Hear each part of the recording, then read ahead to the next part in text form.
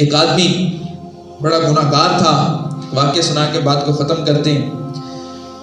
گناہگاری والی زندگی گزارتا تھا، لیکن علماء کے پاس بیٹھتا، صلحاء کے پاس بیٹھتا، ان کے ساتھ تعلق رکھتا، تو سوچتا تھا کہ میں گناہ بھی کرتا رہوں اور جنت میں بھی چلا جاؤں۔ یہی سوچ لے کر وہ حضرت ابراہیم بن ادم رحمہ اللہ کے پاس آیا اور آ کر کہنے لگا کہ حضرت میں یہ چاہتا ہوں کہ میں گناہ بھی کرتا رہوں، میں اپنی مرضی کے مطابق بھی زندگی گزارتا رہوں اور جنت میں بھی چلا جاؤں، اللہ تعالیٰ کی طرف سے مجھ پر عذاب بھی نہ ہو۔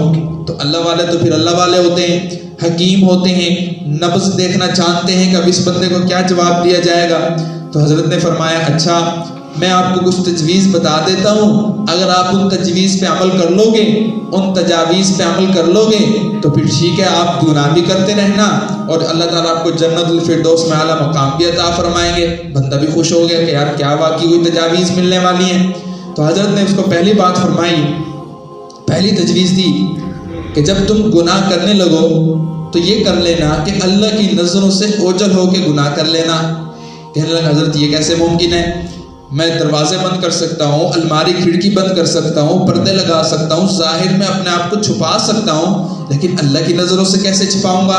حضرت یہ نہیں ہو سکے گا، آپ کوئی اور تجویز بتائیں۔ حضرت نے فرمایا اچھا یہ نہیں کر سکتے تو تم یہ کر لینا کہ اللہ کا جو تم رزق کھاتے ہو اس اللہ کے رزق کو کھانا چھوڑ دو۔ حضرت یہ کیسے ہوگا؟ میں اگر اللہ کا رزق نہیں کھاؤں گا تو میں مر جاؤں گا۔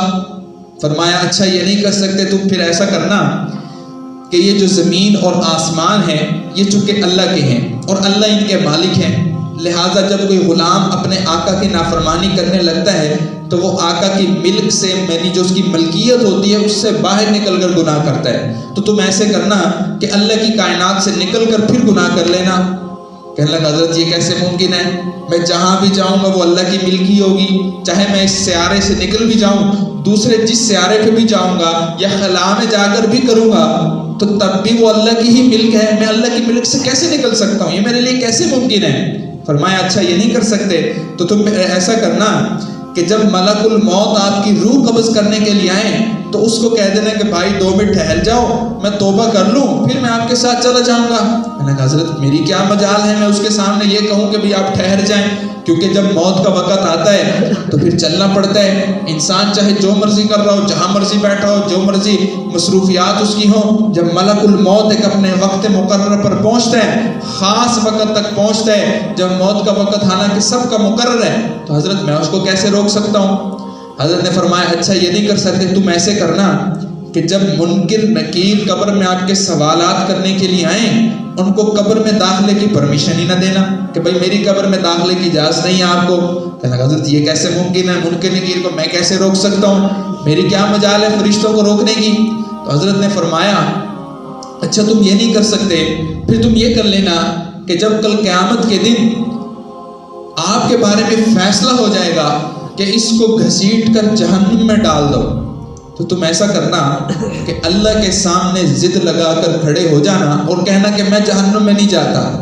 کہنے لگا حضرت یہ میری کیا مجال، میری کیا مجال کہ میں اس خالق مالک جبار قہار کے سامنے ضد لگا کے کھڑا ہو جاؤں اور وہاں اڑ کے کھڑا ہو جاؤں کہ میں نہیں جاتا۔